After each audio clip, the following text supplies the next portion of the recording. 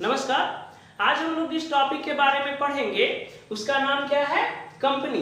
ठीक है, ये कंपनी जो है आपका बिजनेस स्टडी का थ्योरी है। ठीक है ना, बिजनेस स्टडी में ये क्या है? थ्योरेटिकल है। और यही अगर आप 12th में है अकाउंट्स में, अगर 12th में अगर अकाउंट्स है आपका, तो अकाउंट्स में ये क्या है? प्रैक्टिकल है। ठीक है, तो थ्योरी तो आपको दोनों में पढ़ना है। ठीक है, तो चलिए शुरू करते हैं। देखिए, कंपनी के बारे में पढ़ने से पहले सबसे पहले हम लोग ये जान लेते हैं कि कंपनी होता क्या है। ठीक है, और इसका क्या फीचर्स है। आज हम लोग यही टॉपिक क्लियर करेंगे कि what is company and what is the features of company, यानी कंपनी क्या है और कंपनी की विशेषताएं क्या है।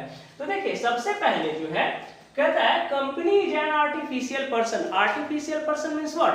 आर्टिफिशियल पर्सन मीन्स क्या? इसको एक कृत्रिम व्यक्ति है, हिंदी में इसको क्या कहेंगे? मतलब मैनमेड पर्सन है ये। ठीक है ना, ये हम लोग की तरह नेचुरल पर्सन नहीं है, हम लोग की तरह ब्रीदिंग नहीं कर सकता, सांस नहीं ले सकता है। ठीक है ना, इसमें ब्लड सर्कुलेशन नहीं हो सकता है। ठीक है, ये एक आर्टिफिशियल पर्सन है, दैट मीन्स एक आदमी के द्वारा बनाया गया पर्सन होता है। देखिए साफ साफ करें, क्रिएटेड बाय लॉ, यानी कि इसको कौन बनाता है जी? लॉ बनाता है। ठीक है ना, कंपनी एक्ट चलता है अभी तो 2013 आया है ना, या पहले तो क्या था? 1956 था। ठीक है, तो कंपनी क्या है? Company is an artificial person created by law.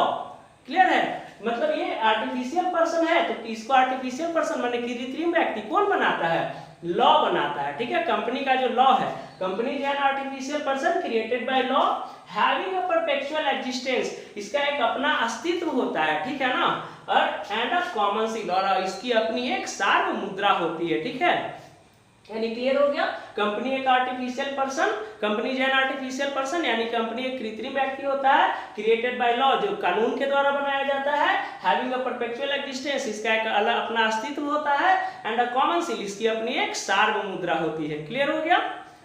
आगे अब कंपनी की क्या क्या विशेषताएं हैं, तो सबसे पहले कह रहा है आर्टिफिशियल पर्सन। देखिए ये फीचर्स जो है ना डेफिनेशन में आपका क्लियर हो रहा है ना, आर्टिफिशियल पर्सन या ये क्या? Artificial person. कंपनी क्या है? एक आर्टिफिशियल पर्सन है। आर्टिफिशियल पर्सन मतलब कहने का मतलब हो गया सर आदमी कैसे है? वो सांस लेवे नहीं करता, उसके बॉडी तो है नहीं कि उसमें ब्लड सर्कुलेट होगा। ठीक है, तो वो आदमी कैसे है? तो देखिए एक आदमी जैसे अपने नाम से प्रॉपर्टी को खरीद सकता है, प्रॉपर्टी को बेच सकता है। ठीक है, उसी तरह से कंपनी जो है किसी प्रॉपर्टी को अपने नाम से खरीद सकता है, रजिस्टर्ड करवा सकता है, सेल करवा सकता है। क्लियर हो गया? जिस तरह से अपना किसी पर्सन का जो उसका पहचान होता है, उसका सिग्नेचर होता है, उसी तरह से किसी कंपनी का पहचान उसका क्या होता है? कॉमन सील होता है। ठीक है ना, तो जस्ट लाइक एकदम जो जितना जो भी कागजी काम जितना जो भी है ना, ऑफिशियली काम जितना जो भी है ना, वो जस्ट लाइक ह्यूमन की तरह करता है। इसीलिए इसको क्या कहा जाता है?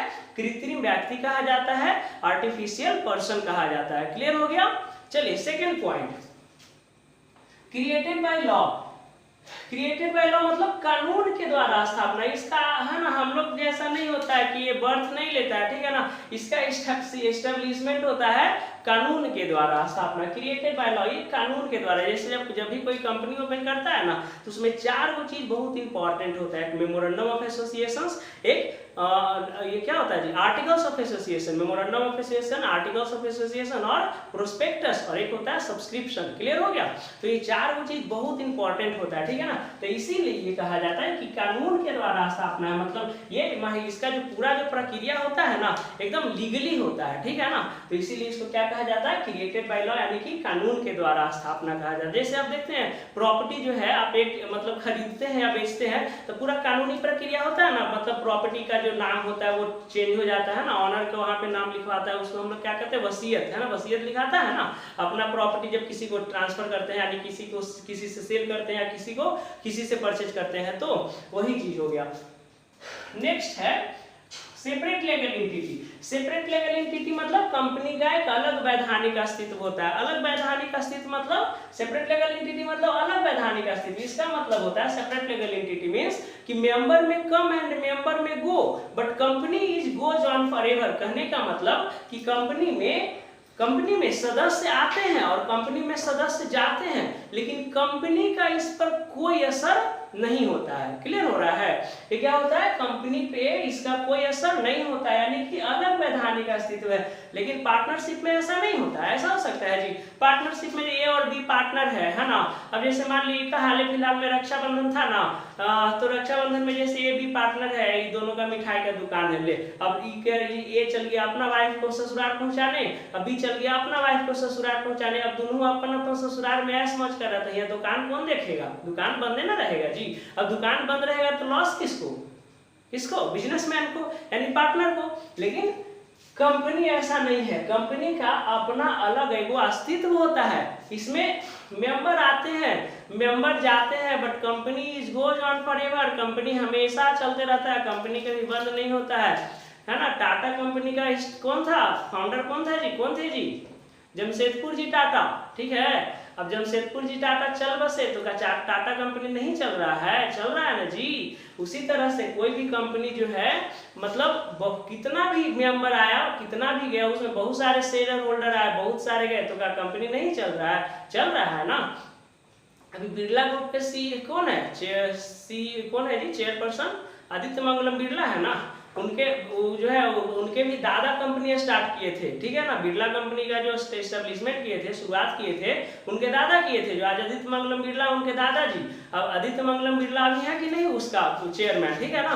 तो इस तरह से ठीक है ना, कंपनी में मेंबर आता है, मेंबर जाता है, शेयर होल्डर आते हैं, शेयर होल्डर चले जाते हैं, लेकिन कंपनी का इस पर कोई प्रभाव नहीं पड़ता। हालांकि पार्टनरशिप और जो सोल प्रोप्राइटर एकाकी व्यापार है, उसमें ऐसा नहीं होता है। सोल प्रोप्राइटर में तो एक वो ऑनरे होता है, जो गया कहीं मार्केटो गया तो उसका ही लॉस हो, बेचारा बंद करेगा तब ना मार्केट जाएगा। समझ में आ रहा है?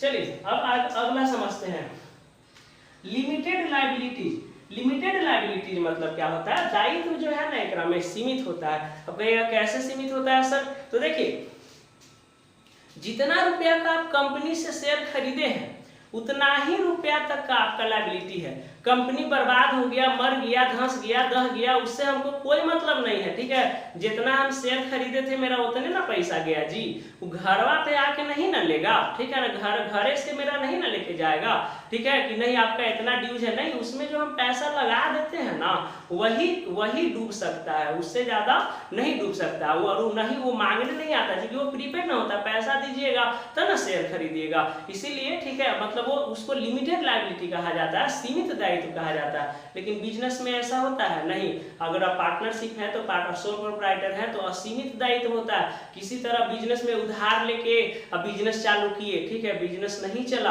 तो क्या हो जाता है? जब बिजनेस नहीं चलेगा तो आपका पूरा पैसा डूब गया। अब पूरा पैसा डूब गया तो क्या करिएगा? आप जो लोन लिए हैं उसको चुकाइएगा कि नहीं चुकाइएगा? कि हिमालय की तरफ भाग जाइएगा लंदन? इतना पैसा है नहीं ना है, तो क्या करिएगा? आपको उसको बिजनेस में पैसा को चुकाने के लिए क्या होता है, आपको पर्सनल प्रॉपर्टी को भी क्या करना पड़ेगा? सेल करना पड़ेगा, ठीक है।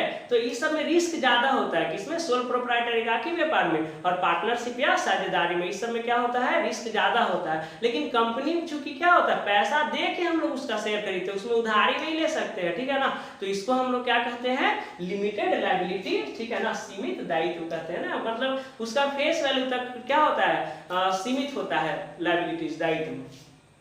नेक्स्ट होता है ट्रांसफर ऑफ शेयर।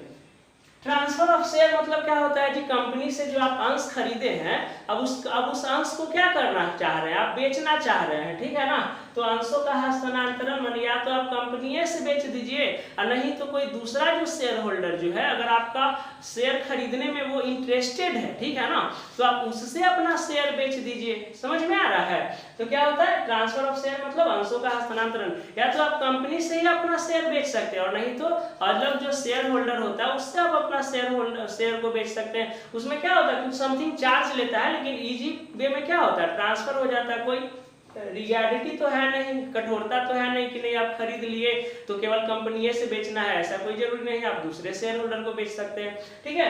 तो आई होप कि आपको कंपनी क्या है और इसका जो विशेषता जो है वो क्या है आपको समझ में आ गया होगा। पिछले टॉपिक में हम लोग क्या पढ़े थे? पार्टनरशिप डीड और पार्टनरशिप के बारे में पढ़े थे, ठीक है। और इसका लिंक जो है उसका दे दिया जाएगा जब ये होगा तो। और अगला जो टॉपिक है उसमें हम लोग क्या पढ़ेंगे कि इस तरह के कंपनी में एक अंश बताया अभी, ठीक है ना, कि जो शेयर खरीदता है, ठीक है ना, ये बताया ना ट्रांसफर ऑफ शेयर। तो शेयर जो खरीदता है तो शेयर मतलब शेयर होता क्या है, व्हाट इज शेयर, व्हाट मतलब इसको हिंदी में अंश कहा जाता है, अंश क्या होता है और यह कितने प्रकार के होते हैं और इन दोनों में क्या क्या डिफरेंसेज है इसके बारे में बताएंगे। ठीक है, जय हिंद।